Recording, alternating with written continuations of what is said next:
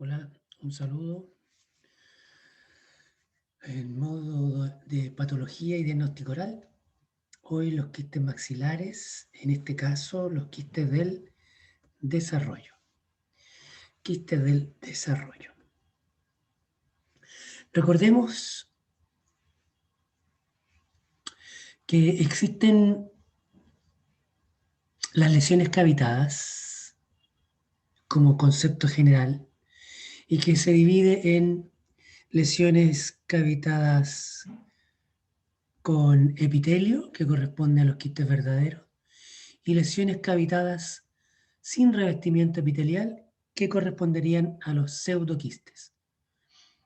Dentro de los quistes verdaderos teníamos aquellos que pertenecen al maxilar o que se producen en los huesos maxilares y en general en cualquier hueso, y aquellos que se producen en tejidos blandos. Estos de tejidos blandos dependen de restos de algunas estructuras como conductos, trayectos de movilización de glándulas, piel, etc. Y en los maxilares tenemos aquellos que derivan de la odontogénesis y los no odontogénicos, que derivan de otras estructuras. Por ejemplo, el conducto nasopalatino, que genera el quiste nasopalatino. Dentro de los quistes maxilares odontogénicos, sabemos que derivan de restos epiteliales. En este caso, especialmente de la lámina dentaria, el órgano del esmalte y la vaina de Herbig que forma la raíz. Estos quistes odontogénicos, dependiendo de su origen, se van a dividir en dos grupos.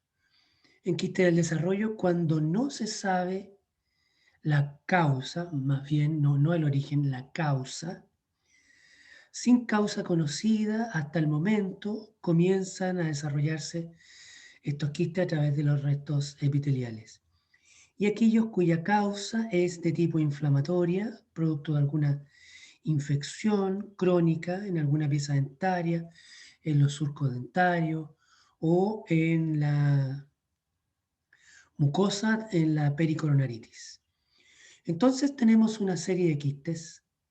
Dentro de los quistes del desarrollo, el más importante es el quiste dentígero y dentro de los inflamatorios, el más importante es el quiste radicular. Entre ambos, las estadísticas nos dicen que suman el 70% de todos los quistes, aproximadamente, ¿verdad? Y todos los demás, obviamente, completan el 100%. En el caso de los quistes del desarrollo, tenemos el queratoquiste, el periodontal lateral, el gingival del adulto, el gingival del recién nacido, el quiste de la erupción y otros más extraños como el cialo odontogénico y el quiste epitelial calcificante. Entonces, hoy vamos a revisar este último grupo, el quiste de los desarrollos. Aquí está el listado nuevamente, de acuerdo a una clasificación por frecuencia, ¿verdad? En que aquí el tamaño nos indica la frecuencia relativa, esto es muy aproximado, ¿verdad? Pero, y basándose en el estudio que hizo Oxenio, patólogo oral, en el año 2007, con muestras de biopsias de la Universidad de Chile en el Instituto de Referencia, IREPO, o CREPO, ¿cierto? Entonces él estudió muchas biopsias de quistes y las clasificó de acuerdo a su frecuencia y este es el resultado. Bien, el quiste dentígero en primer lugar, que también se llama quiste folicular, en algunos libros, en algunos papers, en algunos países lo llaman quiste folicular, de ahí su relación con el quiste inflamatorio, folicular inflamatorio, ¿verdad? En segundo lugar, el queratoquiste odontogénico, que se diferencia actualmente del quiste odontogénico ortoqueratinizado. Ojo, antiguamente eran variedades de la misma entidad, ahora son quistes diferentes. ¿Ok? El queratoquiste odontogénico con un epitelio con paraqueratina es el más frecuente. Luego el quiste periodontal lateral, luego algunos quistes que se llaman del maxilar, eh, bueno, están en el maxilar, pero están extraóseos. Por ejemplo, el quiste de erupción, el quiste gingival del adulto y el quiste gingival del lactante. Si bien son de los maxilares, porque están en ese lugar, están fuera del hueso. ¿Ok? Eso hay que tenerlo en consideración. Y en tercer lugar, o en primer, segundo, quinto lugar, un grupo muy raro, de quiste que ustedes solo tienen que conocer su nombre, difícilmente lo van a encontrar en alguna oportunidad. El quiste odontogénico glandular o cialo-odontogénico, el quiste odontogénico calcificante y el quiste odontogénico ortoqueratinizado. Bien, esta es una secuencia 1, 2, 3, 6, 9 quistes del desarrollo. ¿Ok? Entonces, vamos a verlos. Todos derivan, como dijimos, de restos de epitelio. En este caso, de los restos de Malacés que forman la raíz, del epitelio reducido del esmalte, que forma obviamente el esmalte y le da la forma a la corona, y la lámina dental, que es el origen de este órgano dentario. ¿Okay? Recordemos que solo epitelio, aquí no tiene incumbencia el tejido mesenquimático de la papila dental. Eso lo dejamos para los tumores odontogénicos. Bien, entonces aquí un listado de los quistes derivados de los diferentes restos. Los restos de Malacet originan solo el quiste periapical, que es de tipo inflamatorio. Sin embargo, los otros dos restos nos van a dar los quistes del desarrollo. El órgano reducido nos va a dar el quiste dentígero y el quiste de erupción, que se parecen mucho en algunas características histológicas. La diferencia está que el quiste dentígero está intraóseo y, como dijimos, el quiste de erupción está ya fuera del hueso, pero en el tejido mucoso. En la lámina dental vamos a tener el quiste periodontal lateral, en su variedad normal y su variedad botroideo, ¿cierto? El quiste gingival del adulto, el quiste de la lámina del recién nacido, el odontogénico glandular y el queratoquiste odontogénico ortoqueratinizado. Bien, perfecto. Aquí el recuento del estudio que hizo Xenius en el 2007 y podemos ver el quiste periapical con el 50%, el quiste dentígero con 18-19%, miren, ahí ya tenemos cerca del 70%, y el queratoquiste con otro 15%. ¿Se fijan? Cifras bastante altas comparadas con todo el resto que sigue hacia abajo. ¿Ok? Entonces ya tenemos una gradiente de importancia o de frecuencia en estos quistes. Bien, analicemos cada uno por separado. El quiste dentígero, obviamente, en primer lugar.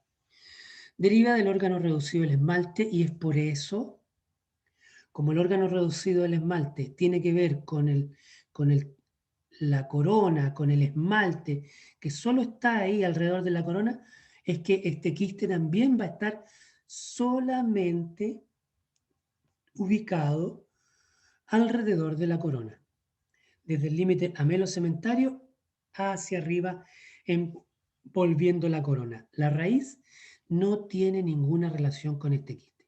En las radiografías, dependiendo de la forma del quiste, a veces pareciera ser que el quiste dentígero involucra parte de la raíz, pero no, es solo un efecto radiográfico.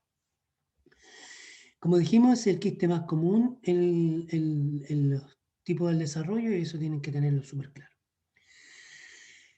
Se origina en un diente incluido, ¿sí? Generalmente terceros molares, caninos superiores. Por eso siempre falta un diente en boca y eso es una de las pistas clínicas que el odontólogo podría darse cuenta y pensar que en ese paciente podría haber un quiste en desarrollo, ¿ya? Y eso es porque la pieza dentaria afectada no puede erupcionar. Y esto sería la causa teórica del desarrollo del quiste. Todavía no se sabe, ¿cierto? Pero se supone que la dificultad para erupcionar, tanto de los terceros molares inferiores con poco espacio y los caninos superiores que han quedado sin espacio para erupcionar o tienen una dirección aberrante, sería la causa. Pero cómo, todavía no se sabe. Siempre van a ver una imagen radiolúcida en relación a la corona de una pieza incluida, ¿sí? Por lo que estábamos hablando.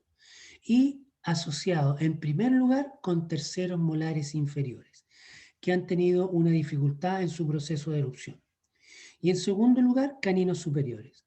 Ambos dientes son los más frecuentemente afectados por esta inclusión dentaria, ya sea porque en la arcada no tienen el espacio suficiente porque el incisivo central y el premolar salieron antes que ellos, en el caso del canino, o porque el segundo molar inferior y la rama no dejan erupcionar al tercer molar, ¿sí? O porque su dirección de erupción es totalmente aberrante y no logra erupcionar. Perfecto. Entonces recordemos que este es el epitelio, ¿verdad? El epitelio bucal, que tiene que, a medida que va erupcionando la pieza dentaria, este epitelio reducido del esmalte toma contacto con el epitelio de la mucosa y permite la erupción del diente y se va transformando en el tejido gingival, ¿verdad? Pero, pero cuando este diente no puede erupcionar, queda incluido en el hueso por cualquier razón. Este epitelio reducido del esmalte, con su epitelio interno y externo, comienza a proliferar. Comienza a proliferar y comienza también a eh, llenarse de líquido, ¿sí? Líquido que viene desde acá, del tejido conectivo, ¿cierto? Atraviesa las barreras epiteliales y se empieza a acumular líquido en el interior.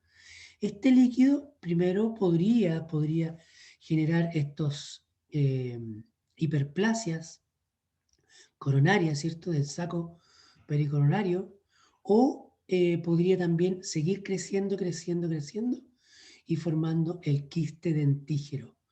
Uno, porque hay aumento de la proliferación de estos epitelios y dos, porque hay acumulación de líquidos, siempre alrededor de la corona, solamente alrededor de la corona.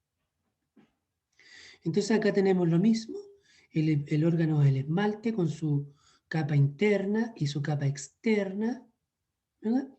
El resto, su unión con la lámina dental, y entonces empieza a inundarse, a llenar por diferencia de presiones, ¿cierto? Empieza a entrar líquido al interior y finalmente va creciendo, creciendo, creciendo hasta formar el quiste dentígero. Si se fijan, desde el límite amelocementario, porque ahí termina el órgano del esmalte aquí, y ahí empieza a crecer, a crecer, a crecer, a crecer. ¿Ok? Rodeado después por una capa de tejido conectivo. ¿Ok? Perfecto. Entonces, ese es el origen del quiste dentígero. Y acá tenemos una imagen clínica. Este es el mismo dibujo de la foto anterior, que yo lo puse en esta posición para que ustedes lo comparen con esta fotografía. Ahí estaría el diente, que sería lo mismo que el molar, ¿verdad? Y desde el límite amelocementario ha crecido todo el resto del quiste por acumulación de líquido y proliferación de la capa epitelial que está por dentro acá en esta estructura cavitaria. Lo que ustedes están viendo por fuera es la cápsula fibrosa, ¿verdad? Pero por el lado interior está el epitelio, que deriva del órgano reducido del esmalte. Y esto negrito sería lo que corresponde a la cavidad y que en algún momento estuvo lleno de líquido. De hecho, cuando el quiste dentígero se estudia con una punción, con una aspiración, con una aguja fina, lo que se obtiene del interior del quiste es un líquido claro, café, transparente, parecido a un té, así como el color del té. Y ahí está la corona del diente en el interior del quiste. Siempre está en el interior del quiste. Por lo tanto, cuando veamos las radiografías, el quiste dentígero siempre va a estar asociado a una pieza dentaria. Lo que no ocurre eh, con, con patologías muy parecidas al quiste dentígero como el ameloblastoma uniquístico o el queratoquiste, que si bien pueden estar en relación con la pieza dentaria, en otras ocasiones no lo está. ¿Sí? Pero en el caso del quiste dentígero, siempre va a estar eh, con una pieza dentaria y además con la corona en su interior. Esta es la estructura del quiste dentígero. Les voy a hacer un adelanto para cuando veamos tumor odontogénico. Existe un tumor odontogénico que se llama adenomatoide, también muy relacionado con el canino superior. Y la diferencia está en que el quiste dentígero solo llega hasta acá, nunca involucra la raíz. En cambio, el tumor odontogénico adenomatoide, aun cuando se parece mucho al quiste dentígero, este sí abarca toda la pieza dentaria. Entonces, más adelante, ustedes van a conocer los tumores odontogénicos y recuerden esta imagen porque se va a parecer mucho al tumor odontogénico adenomatoide. La diferencia está en que el quiste dentígero llega hasta la unión amelocementaria y el tumor odontogénico continúa hacia la raíz. Bien, aquí tenemos una imagen radiográfica típica de un quiste dentígero asociado a un canino inferior. ¿Sí? Este canino no pudo erupcionar y comenzó a formar el quiste. Y este quiste además hizo que la pieza dentaria se desplazara. Fíjense que acá todavía falta el desarrollo de las raíces, pero como ya está el órgano reducido el esmalte, es suficiente para que se produzca el quiste. ¿Sí? Y además fue desplazado. Fíjense que es una imagen radiolúcida, siempre va a ser radiolúcida porque este quiste, volvamos acá, está compuesto por tejido blando, una cápsula de tejido conectivo, un epitelio muy delgadito y además un interior vacío, líquido en el fondo. Entonces eso hace que se haya perdido mucho hueso, ¿sí? Y que los rayos X pasen a través de la estructura de la patología, digamos, del quiste, sin ningún problema, sin sufrir proceso de absorción. Por lo tanto, los rayos van a llegar a la placa radiográfica, como en este caso, y van a generar esta imagen radiolúcida. ¿Ok? Entonces, siempre va a ser radiolúcido porque siempre va a estar compuesto de tejido blando. ¿Ok? Eso es importantísimo. Además, puede tener esta forma redondeada porque es una estructura con cápsula y siempre la cápsula va a dar esta forma redondeada u ovalada.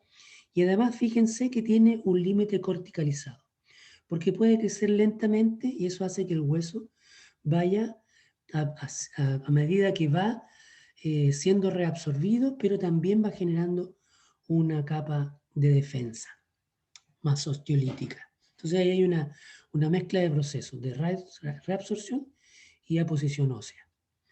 Entonces esta es la imagen más típica de un quiste dentígero asociado a un tercer molar, que es lo más frecuente. ¿Sí? Generalmente lo asociamos también a los caninos, pero lo más frecuente es que se desarrolle en un tercer molar. Bien, Nuevamente imágenes, fíjense, la destrucción ósea en esta tomografía volumétrica, ¿verdad?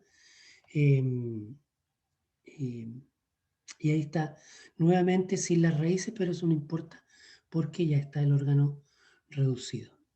Acá está la otra imagen que nosotros asociamos con el canino superior. Fíjense ahí, una posición muy incompatible con la erupción y el quiste alrededor que ha producido incluso desplazamiento de piezas dentarias. Acá una misma imagen clínica, fíjense la pieza dentaria, el límite del quiste, bueno, y aquí fue abierto, ¿cierto? Para que se vea la estructura. Pero en el fondo este tejido blando envuelve la corona. ¿Ok? Bien, es aproximadamente un 17-18% de los quistes que dan en los huesos maxilares, un poco más frecuente en hombres, se diagnostica aproximadamente en la segunda y tercera década en jóvenes porque se faltan piezas dentarias, ¿cierto?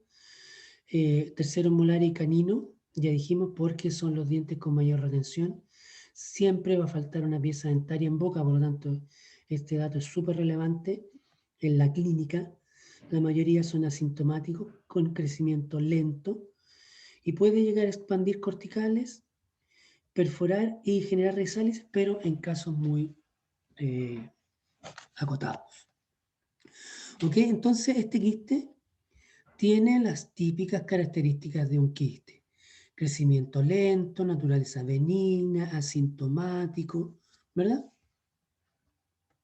Y absolutamente radiolúcido. Aquí también esta imagen radiolúcida de este quiste. Perfecto. En este caso, fíjense, es un caso particular porque es un quiste dentígero en un incisivo, ¿sí? Que no pudo erupcionar. Este obviamente es un caso raro.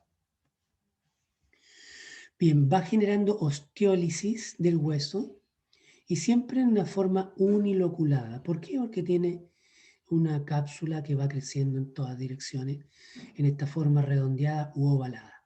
¿Ok? El límite es radiopaco y podría generar reabsorción, como dijimos, pero en ciertos casos. Aquí nuevamente la imagen radiolúcida del canino, las dos imágenes más características. Acá también,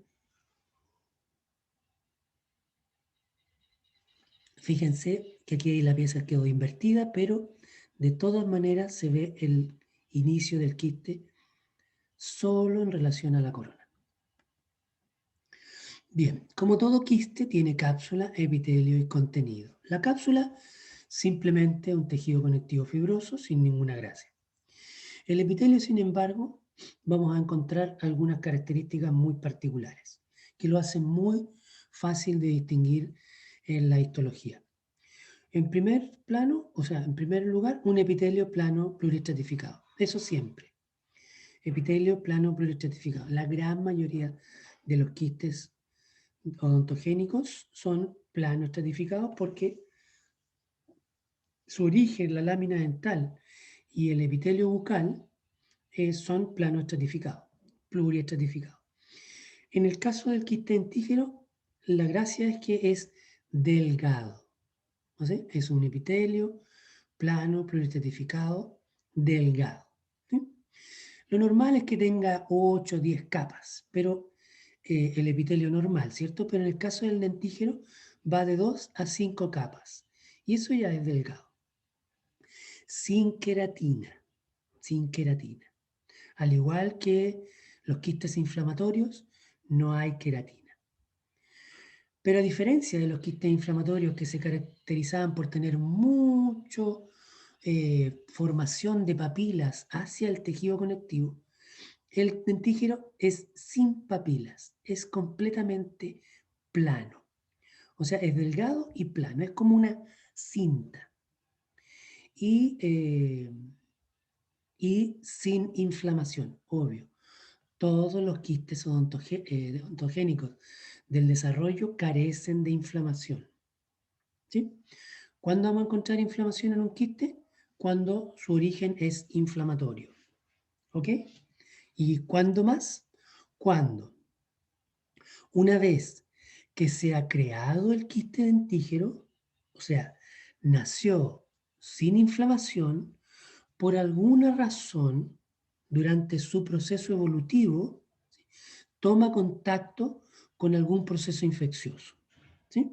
Que puede ser, en el caso del tercer molar, por alguna pericoraritis que se produjo mucho tiempo después que el quiste se hubiera desarrollado, o sea, no hay ninguna relación entre ellos, pero sí lo podría infectar. Y en el caso del canino, también podría ser afectado por alguna lesión apical de alguno de los dientes que está en relación con el quiste. Entonces, posterior a su nacimiento, a su formación, ¿sí? Que fue sin ningún proceso inflamatorio, posterior a eso podrían infectarse. Entonces ahí podríamos tener inflamación. Pero obviamente que en su origen no hay inflamación en relación a ello. Entonces, 4 características histológicas importantes. Epitelio plano estratificado delgado, sin queratina, sin papila y sin inflamación. Delgado, sin papila, sin queratina y ni inflamación. Perfecto. Dijimos que ya podría producir resálisis, desplazamiento de pieza, aumento de volumen. ¿Ok? Y aquí está la histología, está el epitelio delgadito, aquí, el epitelio delgado, ¿cierto? Sin las papilas típicas hacia el conectivo, sin esas eh, presentaciones como un serrucho, ¿cierto? Que es habitual de un epitelio de mucosa oral y mucho más prolongado en los quistes inflamatorios, ¿no? Aquí, fíjense aquí, sin ninguna proyección, sin queratina tampoco y nada de inflamación. Aquí hay conectivo, hay mucha sangre, producto de la cirugía, pero cero inflamación. Aquí también. Delgado, fíjense aquí harán unas 5 o 6 capas y absolutamente plano en la capa basal. ¿Sí? Parece una cinta delgadita. Y el conectivo. Perfecto. Perfecto. Esto a diferencia del quiste inflamatorio. O también podría ser esto la posibilidad de que fuera un quiste dentígero en un principio, pero que con la inflamación sufre esta transformación del epitelio que lo hace ser exactamente igual al epitelio de los quistes inflamatorios. ¿Por qué? Porque es la inflamación la que produce esta deformación del epitelio, ¿sí? Esta variabilidad en los grosores, en el crecimiento de las papilas, es la inflamación la que produce esto. Entonces, un quiste dentígero que es atacado por una infección o un proceso inflamatorio va a asumir el mismo proceso. Lo mismo pasa con el queratoquiste cuando se infecta. Perfecto. Entonces, tratamiento. Va a depender de la pieza etaria que estemos hablando. Por ejemplo, cuando se ve afectado el tercer molar, que es lo más frecuente, y el tercer molar está incluido, ¿cierto?, en malposición, lo que se hace es extraer la pieza dentaria y se extrae el quiste. Perfecto, no hay ningún problema, porque esta pieza dentaria va a salir. No tiene ningún sentido mantenerla, a menos que haya alguna situación particular en el paciente, pero la mayoría de las veces se extrae el tercer molar en mal posición. En cambio, diferente es en los caninos. Por ser una pieza muy relevante en la arcada dentaria y en todo el mecanismo de la oclusión, se trata de mantener a toda costa. O sea, el tratamiento es muchísimo más conservador.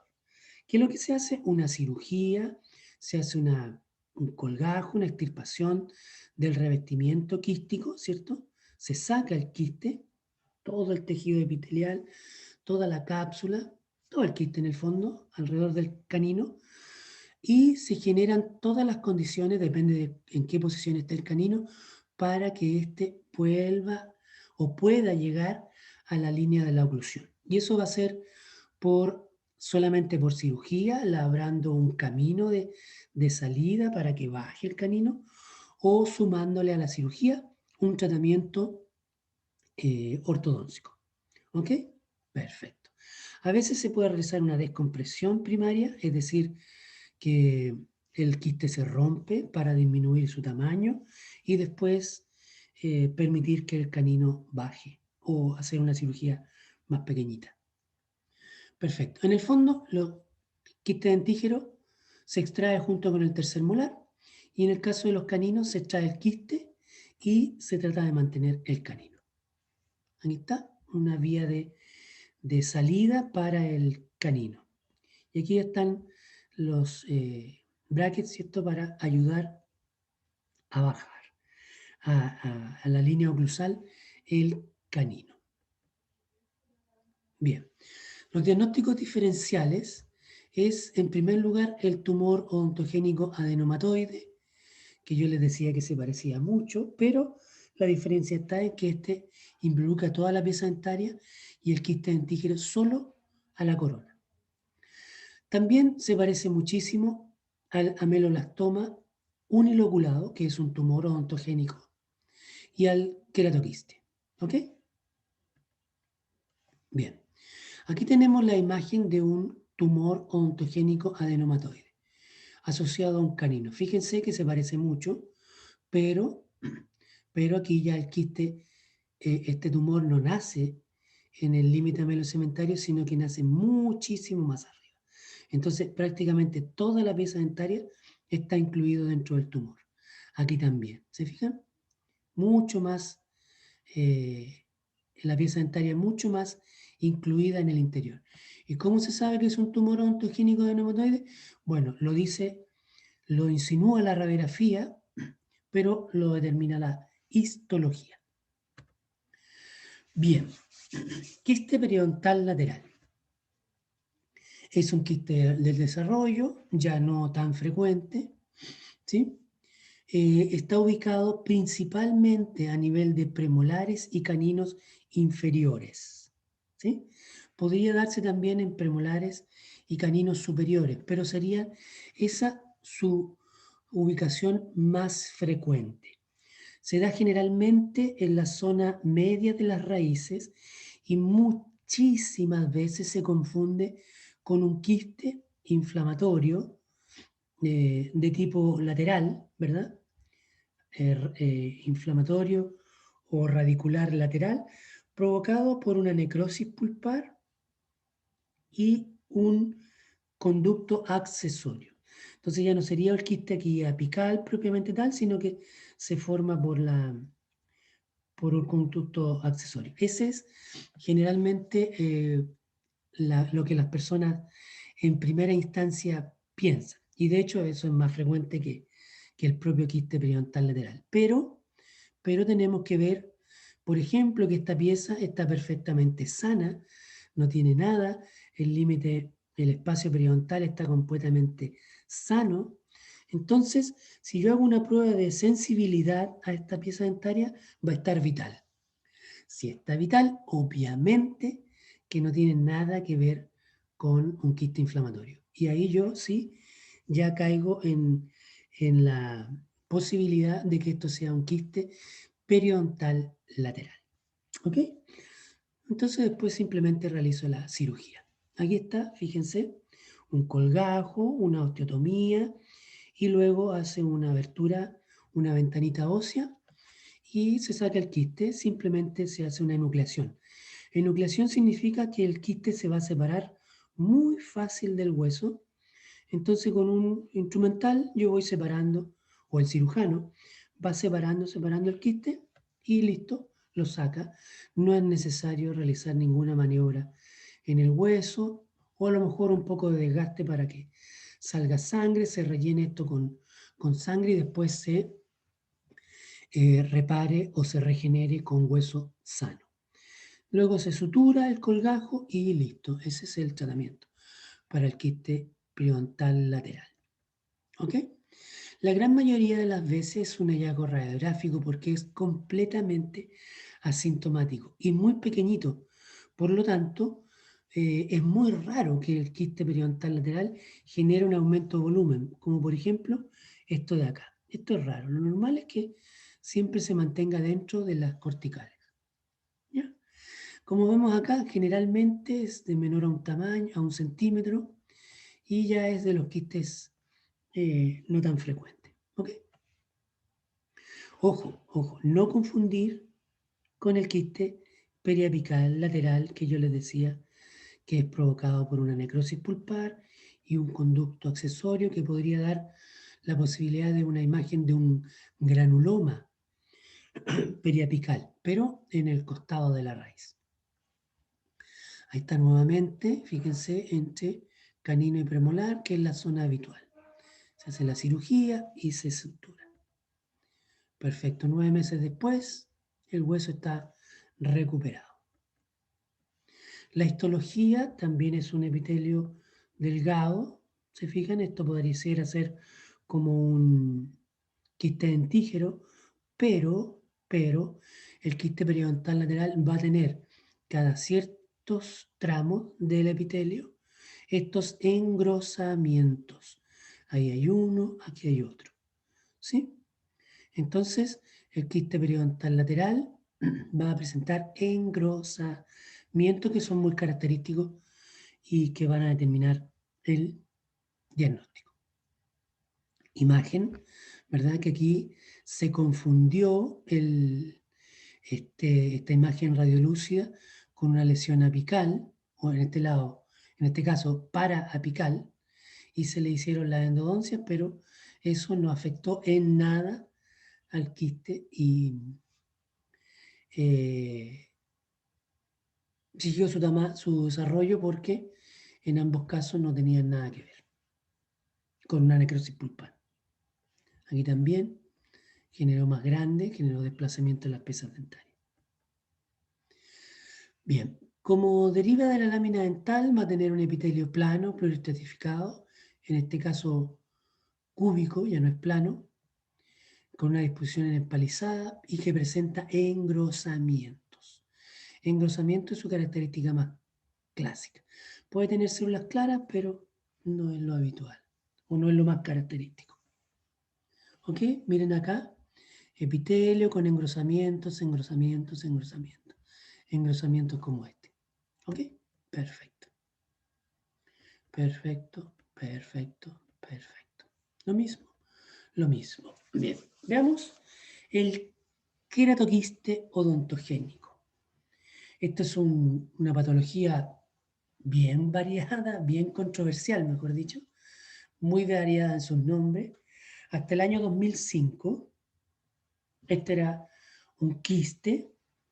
Desde el 2005 cambió su nomenclatura, cambió su clasificación y lo incorporaron al grupo de los tumores odontogénicos, como una neoplasia, porque tenía un comportamiento clínico bastante distinto a lo que es un quiste normal.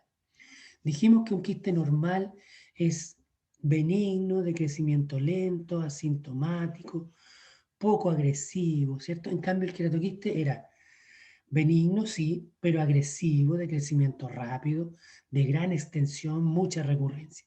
Por lo tanto, sus características clínicas eran muy distintas a un quiste normal.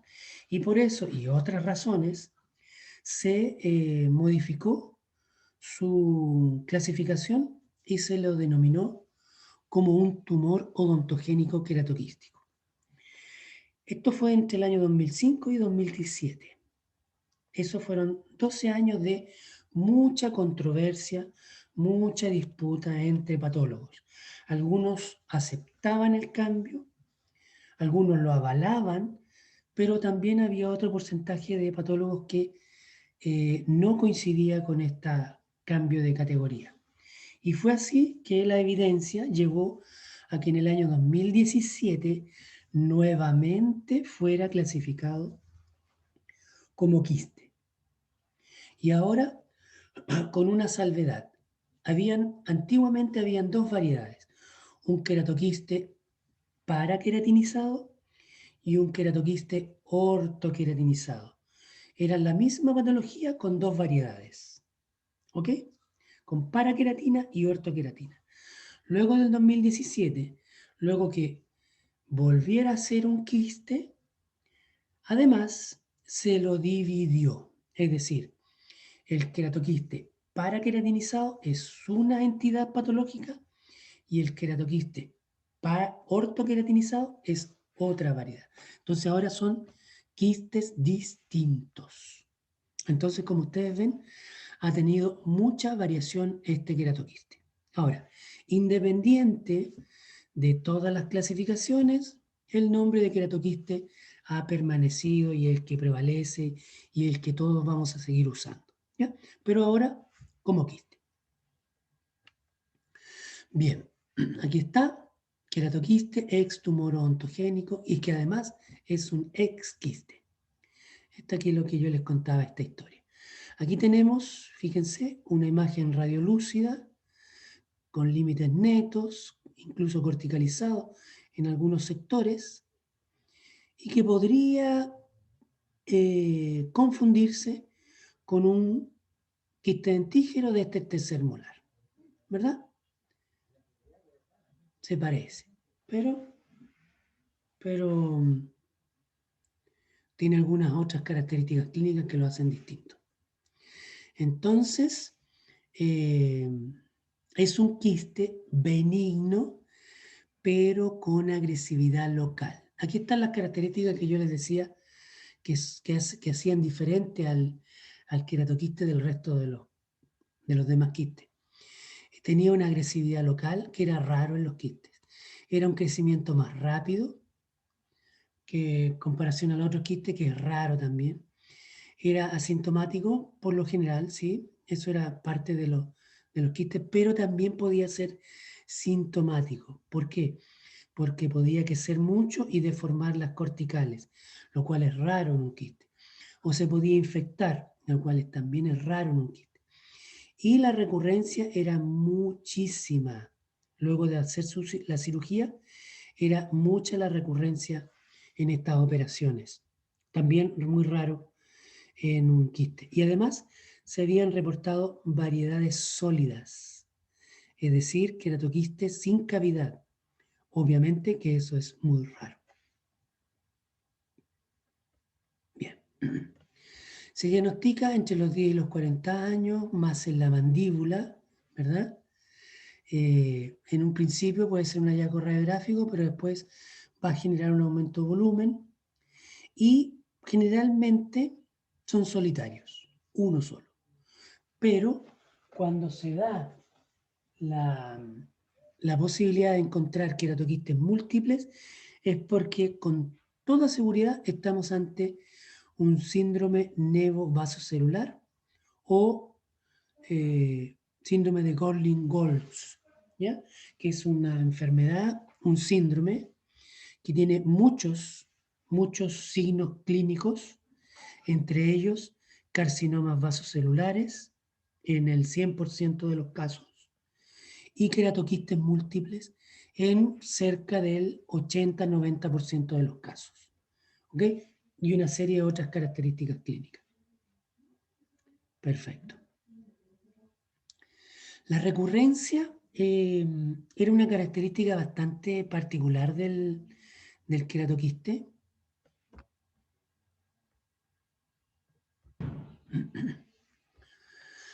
Entonces, la recurrencia era una de las características que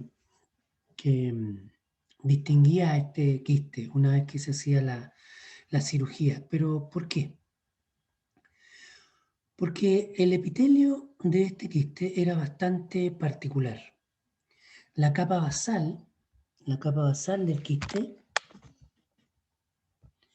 tenía una proliferación mucho mayor que los otros quistes. Por lo tanto, cuando en su cirugía, por alguna razón, de hecho habían varias razones, quedaran restos de epitelio en el hueso, o sea que el cirujano no podía sacarlas todas, estos restos epiteliales proliferaban rápidamente y el quiste volvía a aparecer al año, a los 2 años, rápidamente. Por eso todos los queratoquistes tenían o tienen un periodo de control que va de 5 a 10 años, por esta razón. Entonces, una, porque la capa basal era mucho más proliferativa, se dividía más rápido que lo normal. Segundo, la unión del epitelio al tejido conjuntivo, como al igual que el dentígero, el queratoquiste no tiene papilas hacia el tejido conectivo, hay una falta de unión mecánica. Eso hacía que al momento de hacer la enucleación, al hacer la cirugía, parte del epitelio se desprendiera, se soltara.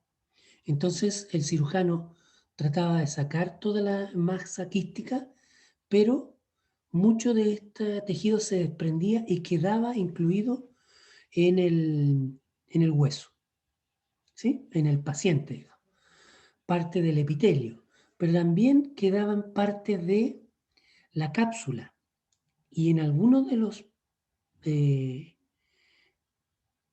quistes habían restos epiteliales o quistes satélites en estas cápsulas. Entonces, seguía quedando epitelio incluido en el hueso, posterior a la cirugía. Entonces, volvía a crecer. Y existen estos quistes satélites que aparte de estar el quiste grande, el quiste mayor, ¿cierto? Habían estos quistecitos chicos alrededor. Otra fuente de recurrencia. Y por último, el queratoquiste tenía un crecimiento invasivo. Es decir, que a pesar de tener una cápsula que lo recubría, a pesar de tener esa cápsula, el quiste podía crecer infiltrando a través del hueso medular. Es decir, que más allá de lo que dictaba la imagen radiográfica, es decir, más allá de esta línea de división, habían unos prolongaciones como deditos que el quiste era capaz de eh, infiltrar este hueso medular.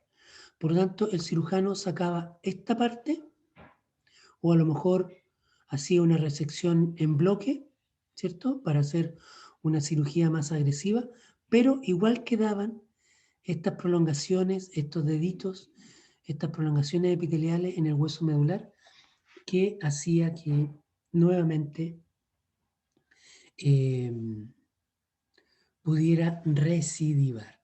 Entonces, si se fijan, varias características a nivel del epitelio, a nivel de la cápsula, a nivel de los quistes satélites y al tipo de crecimiento, hacían que este quiste tuviera mucha recurrencia. Y por eso, en este año del 2005, se pensó que era necesario cambiar su clasificación a un tumor odontogénico.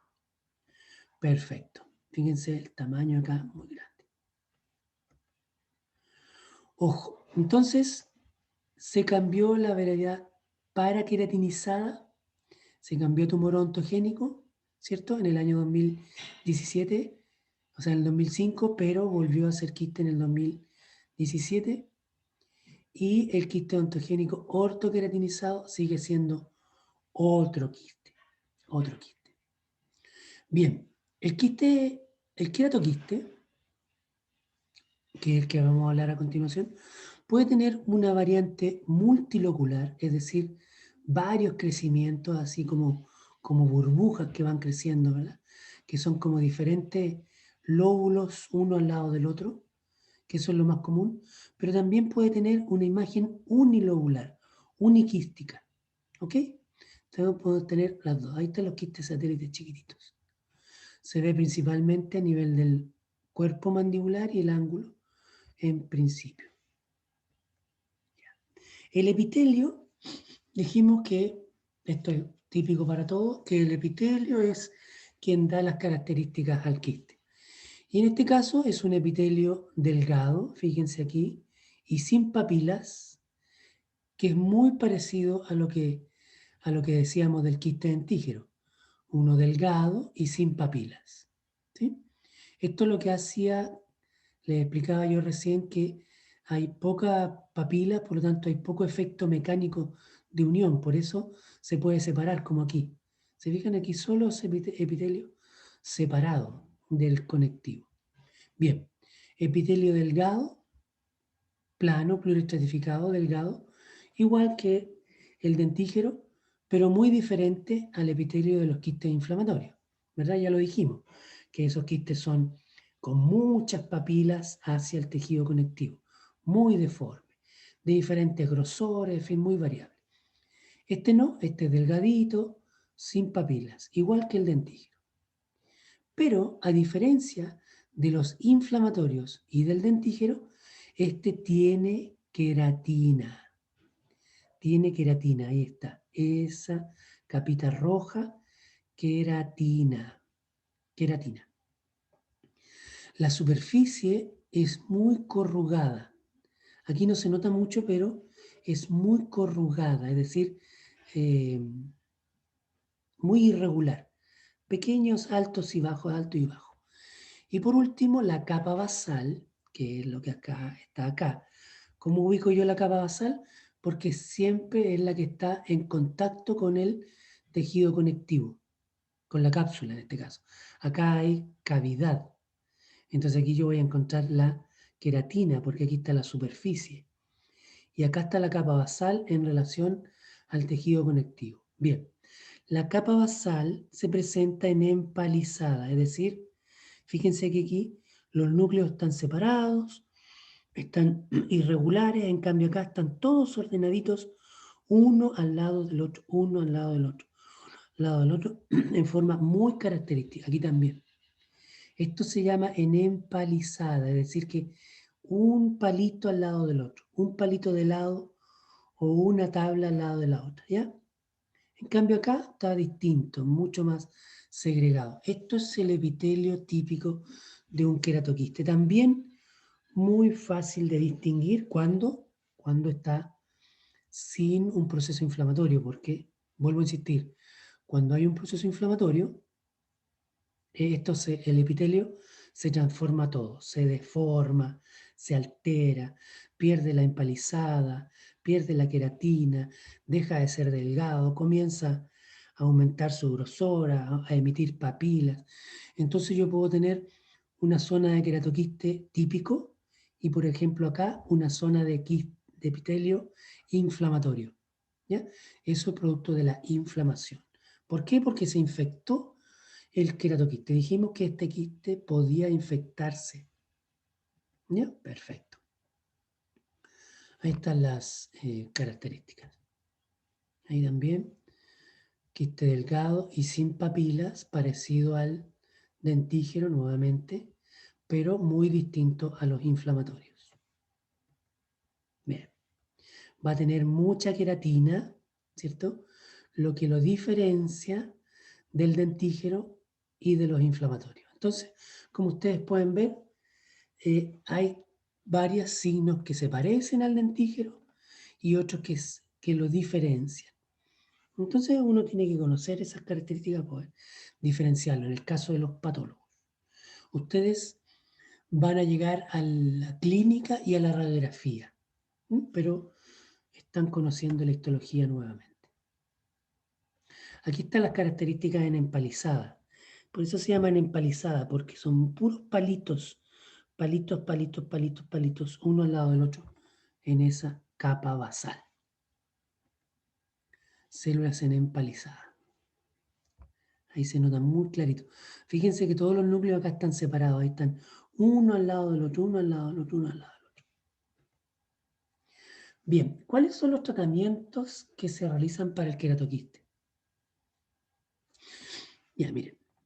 Uno puede ser la enucleación, es decir, hacer una osteotomía, ¿cierto? Abrir una ventana y resecar el quiste, separándolo del hueso, pero eso significa un gran número de recurrencias. ¿Por qué? Por todo lo que dijimos. Quedan restos de epitelio, queda restos de la cápsula, que también incluye epitelio, quedan quistes satélites, etcétera, etcétera. Después está la enucleación y una solución de Carnot, que es una sustancia química, ¿cierto? Que se adiciona sobre el hueso remanente y que va eliminando, matando células. Entonces mata un poco de célula del hueso, obviamente, pero lo importante es que va eliminando los restos de epitelio que quedan incluidos en el hueso. Igual hay recurrencias, pero van aumentando marsupilización, quistectomía, hasta la resección en bloque. Es decir, ya no se saca un pedacito de hueso alrededor del quiste, sino que se saca toda la zona de la mandíbula, resección en bloque. Y ahí la recurrencia es cero. Obviamente que esta es una técnica quirúrgica muy agresiva, que deja solo para algunos tipos de quiste. Lo normal, lo normal es que se ocupe esta, que es marsupialización por un tiempo, es decir, se abre el quiste, se deja una abertura en la cavidad, cosa que se pueda introducir líquido, se echa clorexidina o suero con una jeringa. Entonces el paciente va en la semana, va al dentista y el dentista va y le aplica estos lavados de suero o clorexidina para que no se infecte, ¿cierto? O después lo puede hacer el mismo paciente en su casa. La marsupialización es, ¿sí?, una abertura y después un lavado constante todas las semanas, varias veces a la semana, por hartos meses. Esto lo que hace es disminuir el tamaño del quiste, cada vez va siendo más chico y además cambia el epitelio del quiste. Todas las características del epitelio que yo les nombré hace un rato atrás, que lo hacían más agresivo, cambian completamente y el epitelio se transforma en un epitelio quístico completamente normal, como si fuera un quiste inflamatorio. Por lo tanto, ya no va a crecer con tanta rapidez. Y una vez que el quiste se hizo más chiquitito, se hace una cirugía, pero ahora ya no de un quiste grande, sino que de un quiste pequeñito. O sea, pasamos a hacer una cirugía de un quiste de 4 o 5 centímetros a la cirugía de un quiste a lo mejor de 1 centímetro. Obviamente que el éxito de la cirugía es mucho mayor. Y a eso se le agrega solución de Carnoy, es decir, este elemento químico, que es un líquido, un elemento químico que lo que hace es destruir las células que hayan quedado remanentes. Entonces, esa es la técnica quirúrgica que se usa actualmente para no usar la resección porque es muy, muy agresiva, sobre todo en pacientes jóvenes. ¿Ok? Y con esta marsupialización, quistectomía y solución de Carnoy, tenemos una recurrencia bastante menor, ¿virgen? 8 o incluso menos. ¿Ok? Pero mucho más conservadora. Ok. Habíamos dicho que el queratoquiste era solitario, pero fíjense en esta radiografía. 1, 2, 3, 4, 5 y parece que 6. 6 queratoquistes histológicamente confirmados, digamos. Entonces, esto inmediatamente hace sospechar de la posibilidad de un síndrome. En este caso, el síndrome nevoide vasocelular o síndrome nevovasocelular o síndrome de Gorlin-Goltz. ¿Ya? Este síndrome tiene varios quistes, miren, varios queratoquistes y muchas otras cosas, como por ejemplo, habíamos dicho, carcinoma vasocelular. En el 100%, aquí este 80 hay que cambiarlo, en el 100%, ¿ya?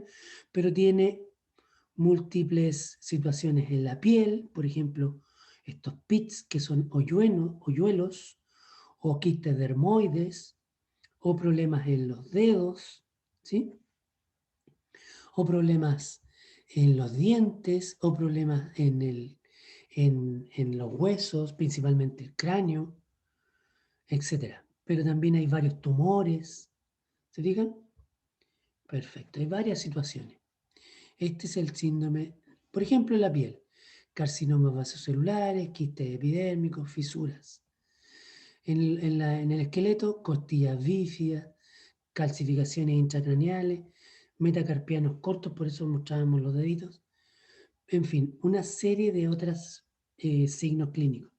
Es un síndrome que presenta muchísima variedad, ¿ok?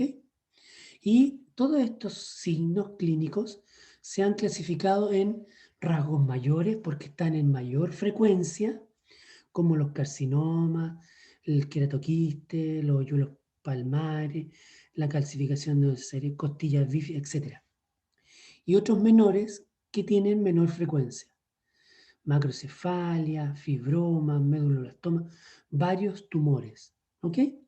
Entonces, para hacer el diagnóstico de este síndrome no es necesario que estén toda la cantidad de signos clínicos, sino que pueden haber dos rasgos mayores o un rasgo mayor y además que se tenga un pariente, perdón, que haya tenido el mismo síndrome o dos rasgos menores y también un pariente o múltiples carcinomas vasocelulares en la infancia, lo cual sería raro porque el carcinoma vasocelular se presenta en personas mayores. Entonces, estos son criterios para determinar un síndrome de Gorlin-Goltz.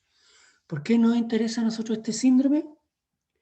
Porque entre todos los signos clínicos presenta queratoquiste. ¿Y por qué eso es importante para nosotros? Porque es un quiste odontogénico, es decir, ¿quién lo atiende? Los dentistas. Ahora, ustedes dirán, sí, pero él lo va a atender un patólogo o un cirujano maxilofacial. Claro que sí, pero quienes tienen la posibilidad de diagnosticarlo son los odontólogos generales, ¿sí? Porque ustedes son los que ven a toda la población. Entonces, depende de ustedes es que se realice la pesquisa. Después va a ser derivado a un centro secundario, ¿cierto? Con cirujano, con patólogo. Probablemente ellos se hagan cargo del tratamiento. Pero la pesquisa inicial la tiene que hacer el odontólogo general. Por eso es tan importante que ustedes conozcan estas situaciones. Bien, pasemos ahora, hemos visto el quiste dentígero, vimos el periodontal lateral y el queratoquiste en segundo lugar de frecuencia, ¿cierto? Segundo y tercero. Ahora vamos a ver los que vienen un poquito más abajo o bastante más abajo, ¿cierto? Tenemos el quiste gingival del recién nacido, que son estas protuberancias como pápulas o nódulos a nivel del reborde alveolar y también del paladar. Son estructuras medianamente normales, son bolsitas quísticas repletas de queratina, que no le van a generar ningún problema al recién nacido.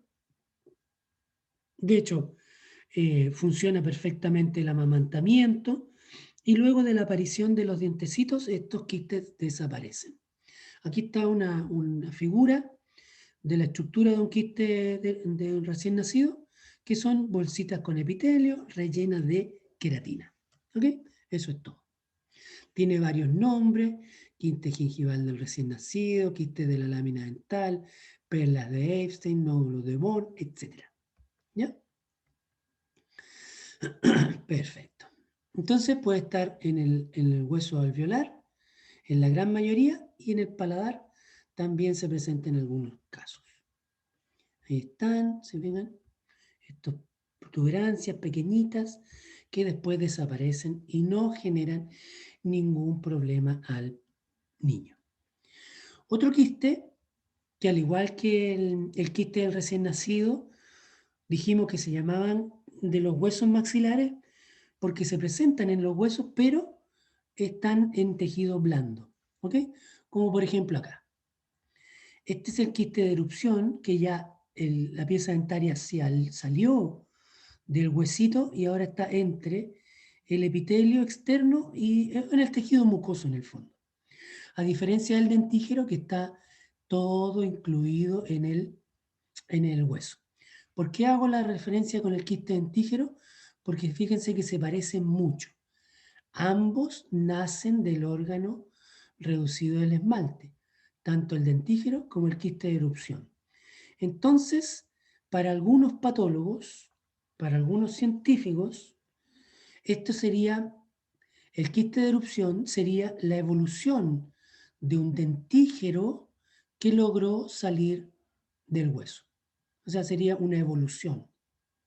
Este sería el quiste intraóseo y este sería el quiste extraóseo. ¿Ya? Para algunos es una evolución, para otros no. Entonces, ¿cómo se presenta? Se presenta como acá. Un aumento de volumen, ¿cierto? También lleno de líquido, por eso se ve este color violáceo, que es por la translucidez del contenido quístico y otras veces por las venitas que quedan atrapadas ahí en este crecimiento y que podrían dar ese color. Es un quiste absolutamente benigno que a veces causa mucho temor porque como se presenta en niños en el periodo de recambio dentario, asusta mucho. Pero en realidad el tratamiento es súper simple. Si ya corresponde la época de exfoliación del diente, se hace la extracción del diente temporal y por ahí drena todo el contenido líquido y el quiste después desaparece. ¿Listo? Se acabó. U otras veces se hace una incisión, se vacía el quiste y se espera que después el diente se desarrolle normalmente y salga en el tiempo que debe salir. ¿Ok? Entonces, ahí tendríamos el quiste de erupción. Aquí hago la salvedad con esta radiografía porque esto podrá ser un quiste de erupción o será otra cosa. Fíjense que este tiene todo el aspecto de un quiste de erupción. Un aumento de volumen, de color violáceo, ¿verdad? Pero es una persona adulta, ¿cierto? Y además no hay ningún dientecito en relación al quiste.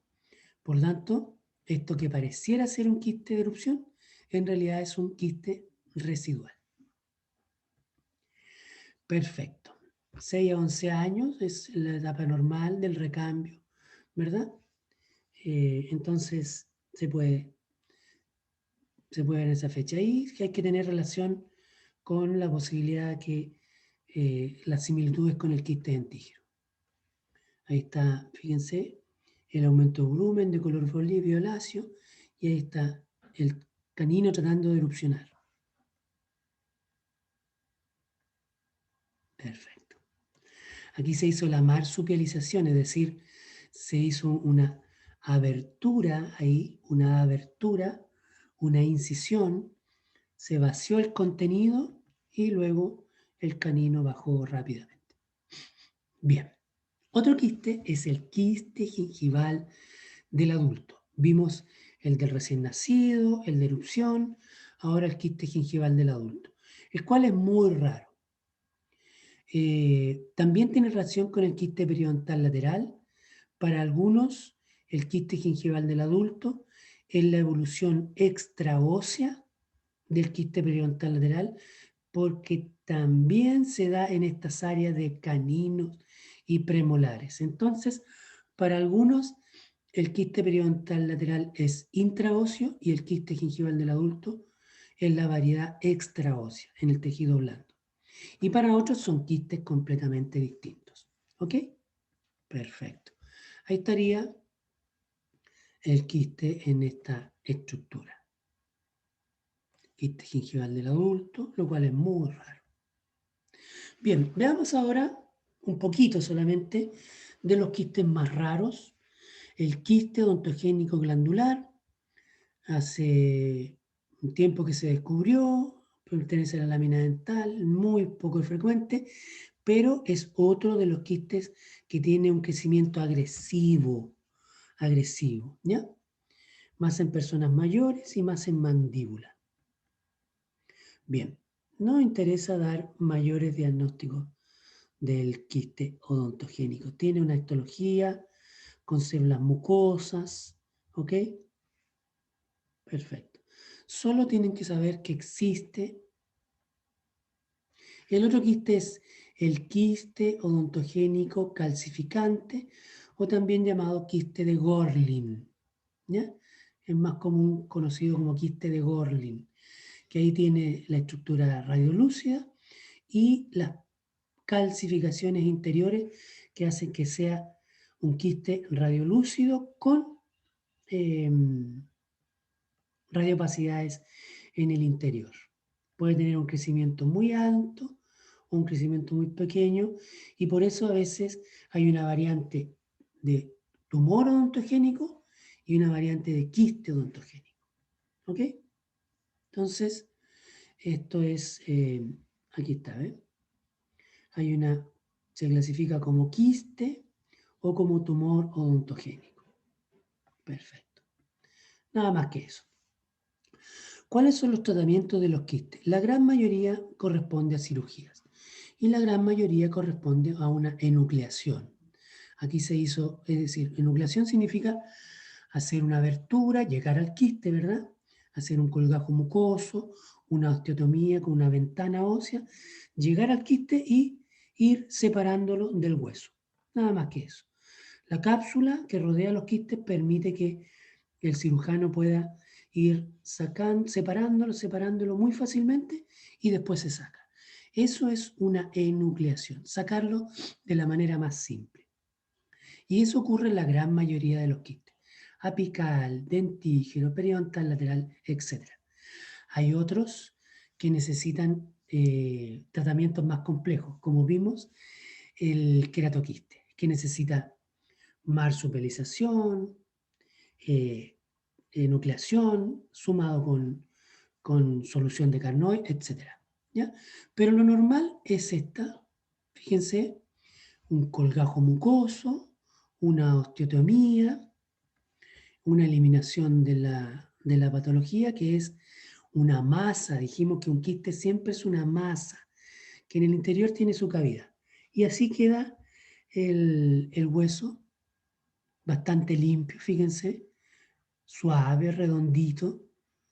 Eso se hace un raspado para que salga sangre, para que esto se rellene con sangre, después se cierra el colgajo, se coloca la tapita ósea para que después esto se regenere y al cabo de 6 meses, un año, esto sea solo tejido sano, tejido óseo sano.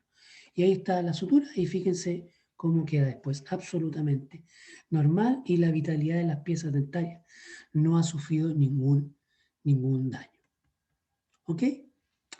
Bien, antes de terminar los quistes, veamos un par de palabritas de las otras patologías con cavidades que también está en nuestro territorio y que nosotros también tenemos que conocerla porque son parte de esta clasificación. Una eran los pseudoquistes, que eran aquellas patologías de tejido blando con cavidad, pero que no tenían epitelio.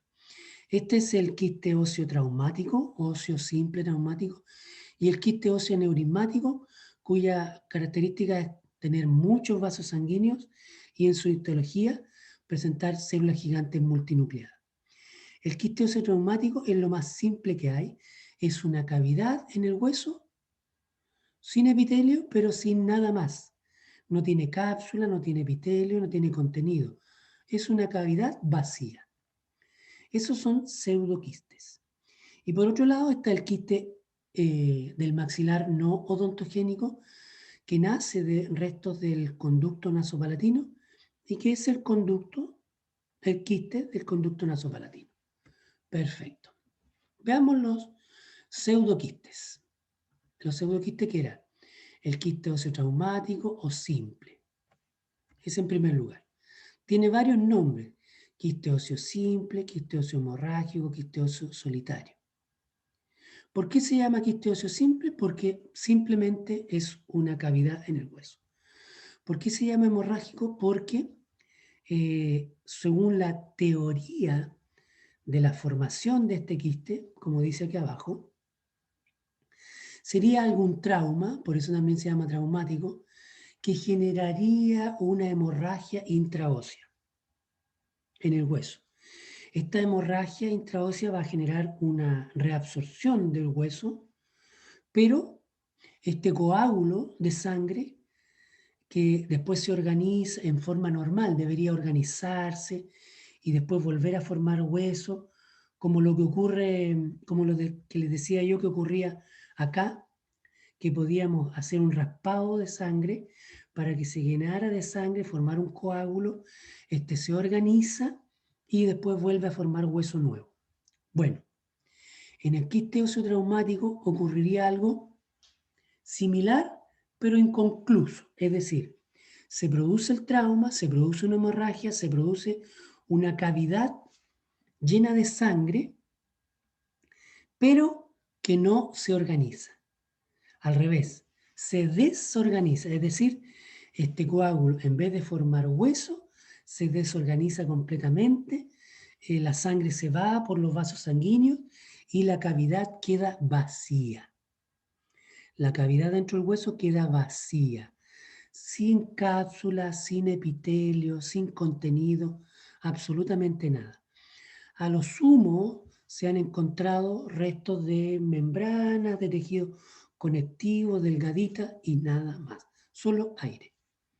Por eso se llama traumático, por eso se llama hemorrágico. ¿Ok?